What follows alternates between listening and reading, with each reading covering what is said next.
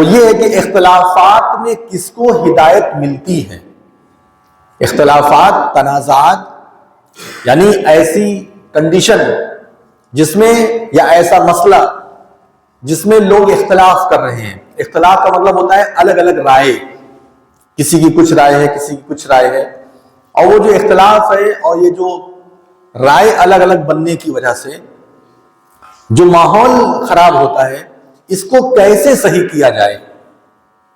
اور اختلافات اگر ہو جائے، یعنی اگر ہم کچھ کہہ رہے ہیں، آپ کچھ کہہ رہے ہیں، تیسرا آدمی کچھ کہہ رہا ہے، چوتھا آدمی کچھ کہہ رہا ہے، تو ان اختلافات میں ہدایت کس کو ملتی ہے؟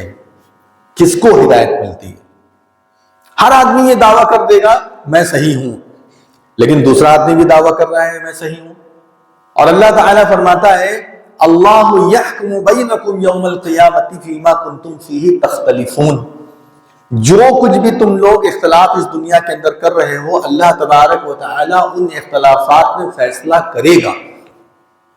پتہ یہ چلا کہ دعویٰ کر دینے سے انسان حق پر ہے یہ ثابت نہیں ہوتا، ورنہ پھر اللہ کا فیصلہ کرنے کا مطلب کیا رہ گیا؟ ایک انسان کچھ بول رہا ہے، ایک انسان کچھ بول رہا ہے، ایک انسان کچھ بول رہا ہے، سب اپنے دعوے میں پکے ہیں کہ ہم صحیح بول رہے ہیں، ہماری رائے صحیح ہے، یا ہماری بات صحیح ہے، یا ہماری آئیڈیالوجی صحیح ہے، یا ہم جو بات رکھ رہے ہیں وہ صحیح ہے. تو پھر فیصلے کا مطلب کیا؟ مطلب یہ ہے کہ حق کے ترازو میں، انصاف کے میزان پر سب صحیح نہیں ہے. اگر سب صحیح ہوتے تو اللہ تعالیٰ یہ نہیں کہتا کہ ہم فیصلہ کریں گے قیامت کے دن. تو اختلافات میں کس کو ہدایت ملتی ہے؟ پہلی بات تو یہ ہے کہ ہم لوگوں کو اختلاف کرنا ہی نہیں چاہیے، کیونکہ اختلاف جو ہے یہ ایک بہت بڑی آزمائش ہے، بہت بڑا فتنہ ہے، اور بہت رذیل حرکت ہے، بہت بری حرکت ہے. جب امت میں ایک دوسرے کے لیے محبت ہوگی، پیار ہوگا، لوگ متحد ہوں گے، آگے بڑھیں گے، تو سامنے والے جو فتنے فساد ہیں جو غیروں کی طرف سے آنے والے ہیں اس کو فیس کریں گے. لیکن جب آپس میں اگر ہم اختلاف کریں گے، اور اختلاف اتنا زیادہ اگر بڑھ جائے، اتنا زیادہ بڑھ جائے کہ لوگ مارنے پیٹنے لگے ایک دوسرے کو، ایک دوسرے کا بائیکاٹ کرنے لگے، ایک دوسرے سے ملنا جلنا بند کرنے لگے، لڑائی جھگڑے ہو جائیں مسئلے مسائل کو لے کر کے، تب ظاہر سی بات ہے کہ یہ اختلاف تو بہت بڑا ہو گیا کہ ملنا جلنا بند ہو جا رہا ہے، بات چیت بند ہو جا رہی ہے، کھانا پینا بند ہو جا رہا ہے، اور لاٹھی ڈنڈے چل جا رہے ہیں، اور یہاں تک کہ ایک فریق دوسرے فریق کو مسلمان بھی ماننے کو تیار نہیں ہے، بلکہ بلا جھجک کافر تک بول دے رہے ہیں. ایک آدمی ایک مسلمان ہے، دوسرا آدمی مسلمان ہے، اس کو کہ تم کافر ہو، تم منافق ہو. تو اختلاف اتنا زیادہ اگر ہو جائے تو ظاہر سی بات ہے آج ہم لوگ جو فتنے کے شکار ہیں، غیر ہمارے اوپر اس قدر غالب ہیں، اس کی وجہ کیا ہے؟ کیونکہ ہم اپنے اختلافات کے اندر پھنس کر کے رہ گئے. اور جس طریقے سے ہم لوگ اختلافات کے اندر پھنسے، اس کی وجہ سے ہم لوگ اسی کے رہ گئے، اسی اختلاف حل بھی نہیں کر پائے، سیدھا راستہ بھی نہیں مل پایا، اور اسی میں رہ گئے. سامنے آنے والے جو فتنے ہیں، یا سامنے جو منہ کھول کر کے جو فتنے کھڑے ہوئے ہیں، ان فتنوں پر ہم لوگ کچھ بھی کر نہیں پا رہے ہیں. اس کی وجہ ہے آپسی اور اپنا گھریلو اختلاف، یعنی اپنے بین المسلمین مسلمانوں کے درمیان کے اختلاف کی وجہ سے. اگر امت متحد رہے تو سب، اللہ تبارک و تعالیٰ نے اختلاف سے بچنے کے لیے کہا وَاعْتَصِمُوا بِحَبْلِ اللَّهِ جَمِيعًا وَلَا تَفَرَّقُوا. سب کے سب اللہ کی رسی کو مضبوطی کے ساتھ تھام لو، تفرقہ مت پیدا کرو. وَلَا تَفَرَّقُوا، اختلاف مت پیدا کرو، تفرقے بازی مت کرو. اور اسی طریقے سے اللہ رب العالمین نے قرآن میں کئی جگہ پر فرمایا کہ لوگوں کو چاہیے کہ وہ متحد رہیں. نبی صلی اللہ علیہ وسلم کی احادیث کس قدر ہے کہ کونوا عباد اللہ اخوانا، آپس میں بھائی بھائی بن کر کے رہو، آپس میں مسلم بھائی بن کر، انما المؤمنون اخوہ، مومن آپس میں بھائی ہیں. اور احادیث کے اندر کہا ولا تختلفوا، اختلاف مت کرو.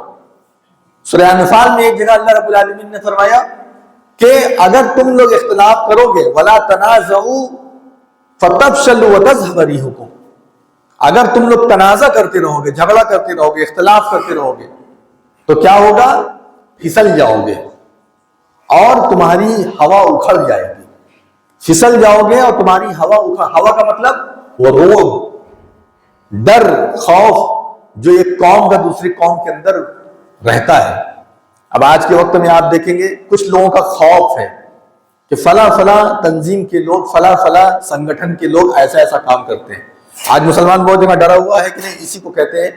آج الٹا ہو گیا، کل تک ہماری عزت اور ہمارا احترام تھا، ان کے دل کے اندر ہماری عزت تھی، اس لیے نہیں کہ ہم ان کے طرح فساد برپا کر رہے ہیں، بلکہ اس لیے کیونکہ ہمارے اسلام کے حساب سے جو گناہ وغیرہ اور جو بری عادتیں ہیں اس کو ختم کرنے کا جو نظام تھا، اس نظام کی وجہ سے ان کے اندر ڈر تھا۔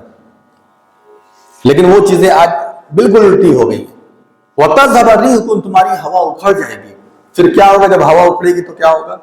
جب ہوا اکھڑ جائے گی تو پھر تمہارا قرار نہیں رہے گا، انجماعت نہیں رہے گا، یعنی مل کر کے رہنے کی جو طاقت ہے وہ ختم ہو جائے گی، جماؤ اور جڑاؤ نہیں رہے گا۔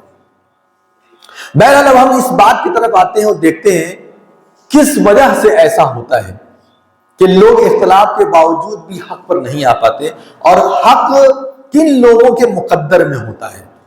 اللہ رب العالمین نے قرآن میں فرمایا سورہ بقرہ کے اندر کہ کان الناس امۃ واحدہ، امت ایک اکیلی تھی، ایک امت تھی بس۔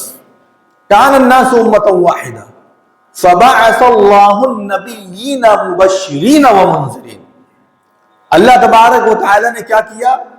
ان امتوں میں اپنے نبیوں کو بھیجا جو کہ بشارت دیتے تھے، خوشخبری دیتے تھے، لوگوں کو بتاتے تھے دیکھو تم اگر اچھے اچھے کام کرو گے، اگر تم اللہ کے احکام پر چلو گے تو تمہیں یہ چیزیں ملے گی، جنت ملے گی، جنت کا پروانہ دیتے تھے۔ اور اگر تم صحیح راستے پر نہیں چلو گے، غلط راستوں پر چلو گے تو ان کو ڈراتے تھے کہ دیکھو جہنم بھی ایک جگہ ہے، وہاں کے عذاب ہیں، مصیبتیں ہیں، بڑا برا ٹھکانہ ہے، انہا ساعت مستقر و مقامہ، رہنے کے اعتبار سے جہنم بہت بری جگہ ہے، وہاں آگ ہے، وہاں تکلیفیں ہیں، وہاں جلنے بھننے کا عذاب ہے، ڈراتے تھے۔ فبعث اللہ النبیین مبشرین ومنذرین، اللہ تبارک و تعالیٰ کیا فرماتا ہے؟ اللہ تعالیٰ فرماتا ہے کہ پھر ہم نے بشارت دینے والے، خوشخبری دینے والے اور ڈرانے والے لوگوں کو بھیجا، اور وہ کون تھے؟ انبیاء اکرام۔ لیکن ہوتا یہ تھا کہ انبیاء اکرام کے آنے کے بعد بھی اختلاف ہوتا تھا۔ جیسے ہی نبی کا دور گزرتا تھا اور کچھ دن تک نبی نہیں رہتے تھے تو جو امت کے لوگ ہوتے تھے، بڑے بڑے لوگ جو ہوتے تھے، وہ لوگ آپس میں اختلاف کرتے تھے۔ تو اللہ تبارک و تعالیٰ فرماتا ہے کہ اختلاف کون کرتا تھا؟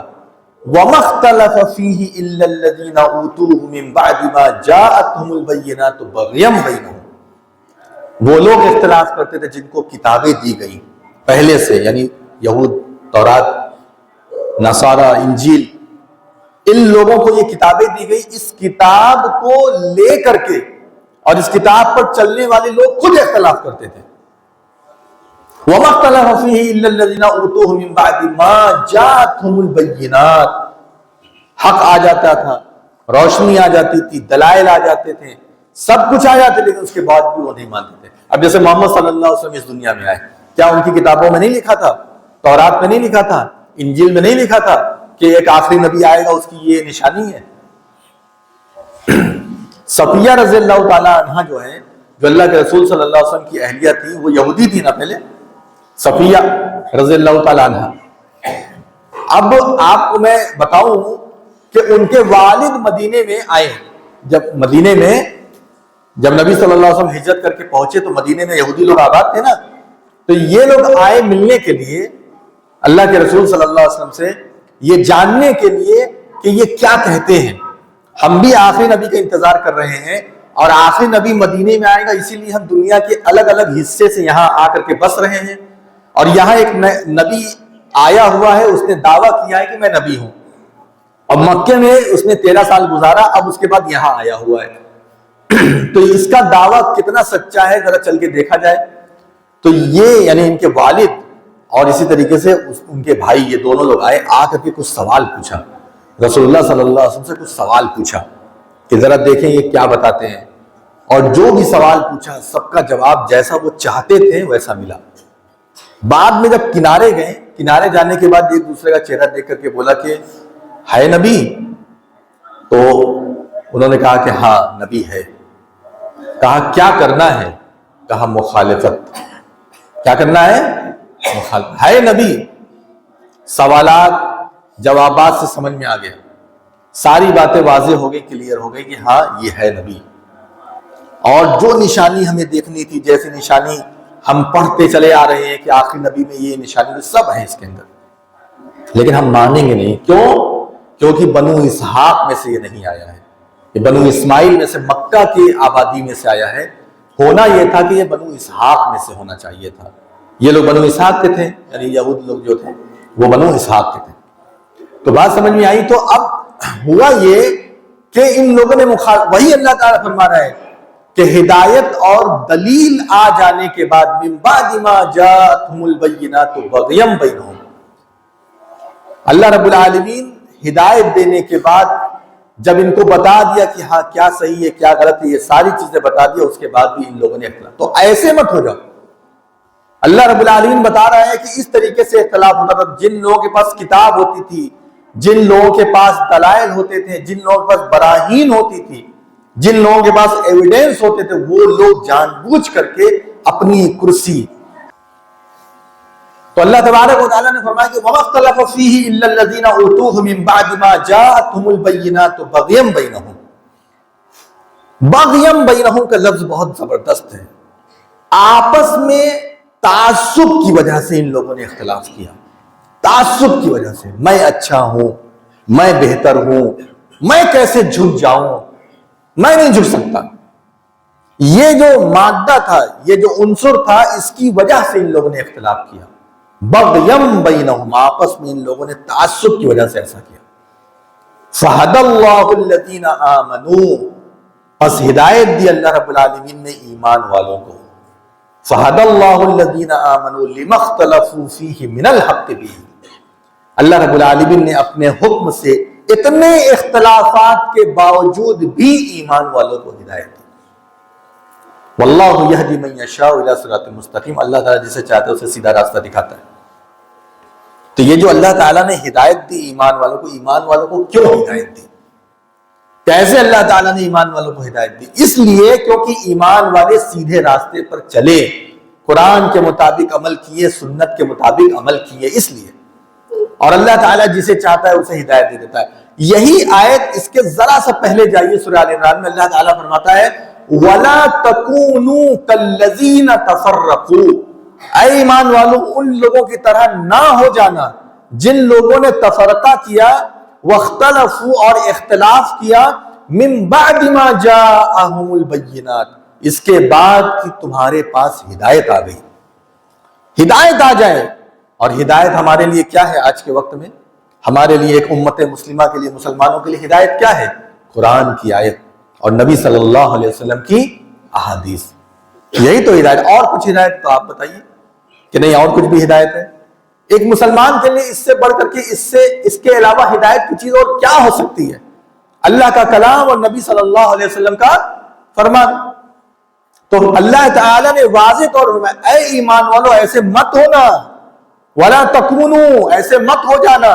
یہ اللہ تعالیٰ کی اپیل ہے، یہ اللہ رب العالمین ایک ریکویسٹ کر رہا ہے لوگوں سے، اور ایمان والوں سے خاص طور سے اس میں کہہ رہا ہے کہ ایسے مت ہو جانا کہ دلیل آ جانے کے بعد بھی اختلاف کرنا۔ دیکھیے، ہم زندگی بھر نماز پڑھتے رہ جائیں، ہم حج کر رہے ہیں، عمرہ کر رہے ہیں، زکوٰۃ دے رہے ہیں، یہ سب چیزیں اپنی جگہ لازم ضروری ہیں، لیکن اختلافات کے وقت میں، جھگڑے فساد کے وقت میں صحیح چیز کے مطابق چل جانا، اور اگر ہم غلط ہیں تو ہم مان لے کہ ہاں ہم غلط ہیں اور اپنے آپ کو سرنڈر کر دینا، یہ سب سے بڑی نیکی ہے، کیونکہ اس سے اختلاف ختم ہوتا ہے، جھگڑا ختم ہوتا ہے، اور یہ ہوتا نہیں جلدی لوگوں سے، یہ جلدی نہیں ہوتا ہے، اتنا آسان نہیں ہے۔ ایک انسان اپنی انا پر آ جاتا ہے، ارے میں اتنا بڑا، مثال کے طور پہ دو عالم کے بیچ میں اگر کوئی اختلاف ہے، مثال کے طور پہ دونوں عالم ہیں، دونوں چوٹی کے بڑے درجے کے عالم، اور دونوں میں اختلاف ہو گیا، پتہ چل گیا کون صحیح ہے کون غلط ہے، لیکن دونوں کیا سوچ رہے ہیں؟ میں جھک جاؤں، ابھی میں جھک جاؤں گا تو میرا اسٹیٹس گر جائے گا، لوگ بولیں گے دیکھو دیکھو اس سے ہار گئے، یا اس طریقے کا شیطان وسوسہ ڈالتا ہے دماغ کے اندر، اور اس کی وجہ سے ہوتا کیا ہے، انسان اکڑ جاتا ہے ابلیس کی طرح، ابا واستکبر۔ ابلیس نے کیا کیا، سرکشی کی، گھمنڈ کیا، وَكَانَ مِنَ الْكَافِرِينَ، اور کافروں میں سے ہو گیا۔ ایک تو اللہ کی بات نہیں مانی اور اس کے اوپر سرکشی کرنے لگا، تو پتہ یہ چلا جو ہدایت آنے کے بعد نہیں مانے گا، دلیل آ گئی، ایویڈنس آ گیا، ثبوت آ گیا، پھر بھی نہیں مانے گا، اس کو ہدایت نہیں ملے گی۔ جو انسان سرکشی کرے گا، جھکنے کی جگہ پر تن کر کے کھڑا ہو جائے گا، اس کو ہدایت نہیں ملے گی۔ اسی لیے بدعت اور خرافات وغیرہ جو ہوتی ہے، یہ بدعات اور خرافات جو بڑھی، یہ بڑھنے کی 4 وجہ علماء اکرام نے بیان کی ہے، اور یہ 4 وجہ یہ ان اسباب میں سے بھی مانا جائے گا جس کی وجہ سے انسان کو ہدایت نہیں ملتی ہے، اختلاف کے باوجود ہدایت نہیں ملتی۔ حالانکہ اختلاف میں ہمیں صحیح معلوم ہونے کے بعد ہدایت مل جانی چاہیے، لیکن نہیں ملتی۔ وہ 4 وجہ کیا ہے؟ نمبر 1، علم دین سے ناواقفیت، معلوم ہی نہیں لوگوں کو کیا شریعت ہے، کیا حدیث ہے، کیا قرآن ہے، کیا کرنا ہے۔ جیسے مثال پر میں نے آپ کو بھی شروع میں خطبہ شروع ہونے سے پہلے بتایا نا کہ جیسے یہ 2 رکعت نماز پڑھنا مسجد میں آ کر کے بیٹھنے سے پہلے ضروری ہے، چاہے خطبہ ہو رہا ہو چاہے نہ ہو رہا ہو۔ میں نے بھی بتایا لوگوں کو نہیں معلوم ہے، یہ کوئی طنز نہیں ہے، اس میں کچھ سختی ہے تو آپ ہماری دیکھیے علماء کی سختی کو سختی سے مت لیا کیجیے، علماء کی سختی آپ کی بھلائی کے لیے ہوتی ہے، ہماری بھلائی۔ ہمیں آپ سے کسی سے 1 روپیہ لینا دینا ہے؟ نہیں لینا دینا ہے۔ اس کے پیچھے مقصد کیا؟ اگر ہم کہیں سختی دکھا رہے ہیں تو اس کے پیچھے آپ کی بھلائی اور آپ کی فلاح اور آپ کی کامیابی مقصد ہے۔ علماء اکرام اگر کبھی سختی بھی کرتے ہیں، جیسے ابھی بچے بات کر رہے ہیں، اس میں کیا ہے، ہمارا کیا فائدہ ہے، نقصان ہے؟ جھگڑا مول لینے سے کیا ہے، کسی کو برا لگے کسی کو اچھا، لیکن نہیں، اس میں آپ کی خیر خواہی ہے، اس میں آپ کی آخرت بننے کی بات ہے، ہمارا کوئی فائدہ نقصان نہیں ہے۔ اس لیے علماء اکرام اگر سختی بھی کریں تو ان کی سختی کو ایک دم اچھے سے لینا چاہیے، بھلے وہ آپ کو دے رہے ہیں آؤٹ پٹ ایک سختی سے، لیکن آپ اس ان پٹ لیجئے ایک اچھے انداز میں کہ نہیں یہ میری بھلائی کے لیے بات کہی گئی ہے، تب ہدایت ملے گی، ورنہ ہدایت نہیں ملے گی۔ تو فرمایا کہ علم دین سے ناواقفیت، علم دین نہیں ہے، اس لیے علم دین حاصل کیجئے، جانیے کیا صحیح ہے کیا غلط ہے، حدیث میں کیا ہے، سب کمپیئر کیجئے کہ اس مسئلے پہ فلاں نے یہ کہا، فلاں نے یہ کہا، فلاں نے یہ کہا، ہمیں کیا کرنا چاہیے۔ اتنا آسان ہے آج دین علم۔ آپ دیکھیے چیٹ جی پی ٹی، جب سے اے آئی وغیرہ آیا، جیمینی، چیٹ جی پی ٹی، گروک، یہ سب چیزیں جب سے آئی ہیں، تب سے آپ کے لیے علم دین حاصل کرنا میں سمجھتا ہوں کہ اور آسان ہو گیا ہے۔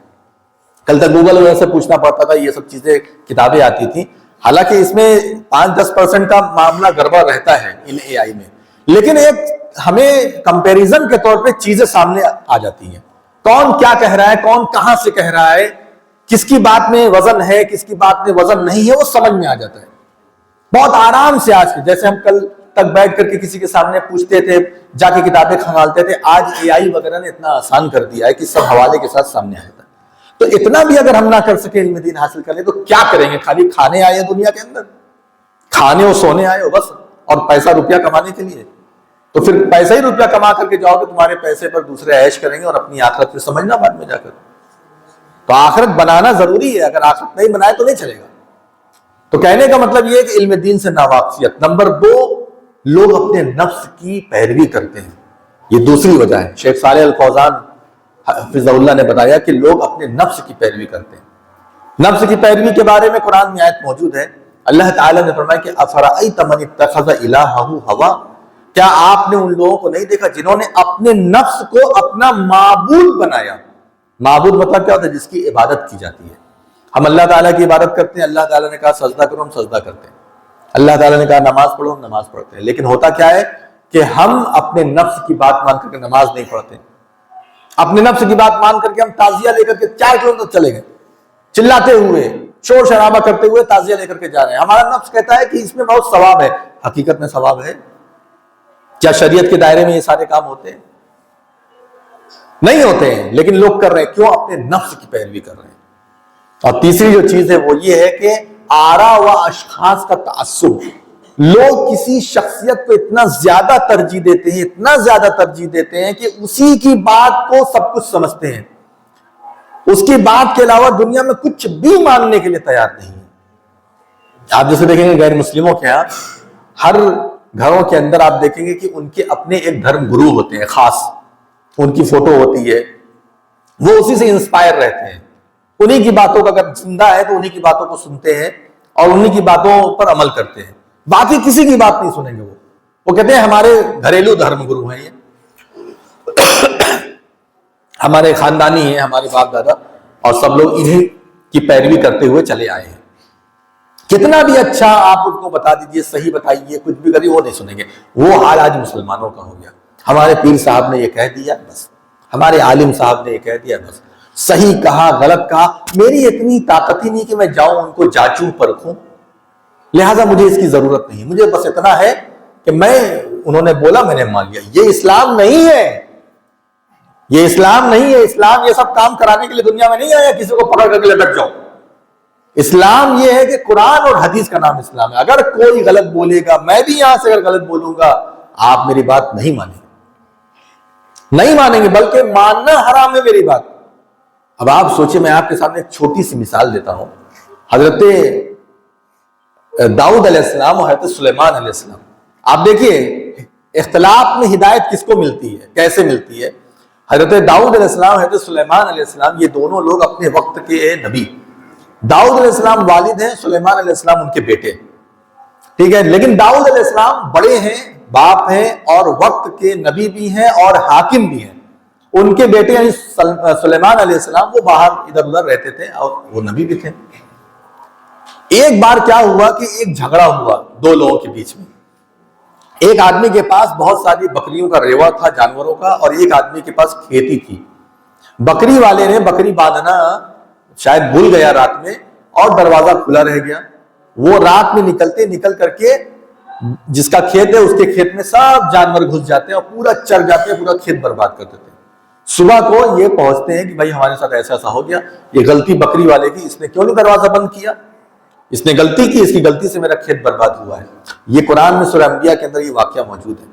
اللہ تعالیٰ نے فرمایا وَدَاؤُدَ وَسُلَيْمَانَ إِذْ يَحْكُمَانِ فِي الْحَرْثِ إِذْ نَفَشَتْ فِيهِ غَنَمُ الْقَوْمِ. داؤد اور سلیمان کو یاد کرو جبکہ وہ ایک قوم کے بارے میں فیصلہ کر رہے تھے جس میں ایک انسان کی بکریاں جا کر کے کھیت کو چر گئی. وَكُنَّا لِحُكْمِهِمْ شَاهِدِينَ, اور یہ جو فیصلہ ہو رہا تھا اس فیصلے میں ہم گواہ تھے. فیصلہ کیا ہوا؟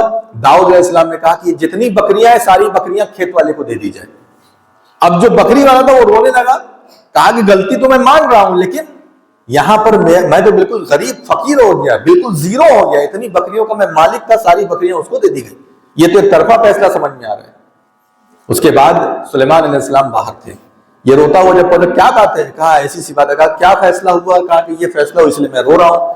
تو سلیمان علیہ السلام نے کہا کہ یہ فیصلہ غلط ہوا ہے. اب سوچئے داؤد علیہ السلام نبی ہیں, یہاں لوگ امام اور عالم کے غلط فیصلوں کو نہیں سن پا رہے ہیں, نہیں اس کو کاٹ پا رہے ہیں, اور یہاں دو نبی ہیں. سلیمان علیہ السلام نے فرمایا کہ یہ فیصلہ غلط ہے. تو کہا کیا فیصلہ ہونا چاہیے؟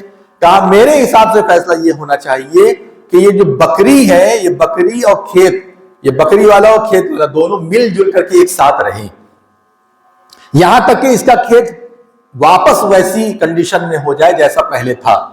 اس دن جتنی بکریاں اس کی زندہ رہیں گی یا جتنی بھی رہیں گی, یہ ساری بکریاں لے کر کے الگ ہو جائے گا, تب تک دونوں ساتھ میں رہیں گے.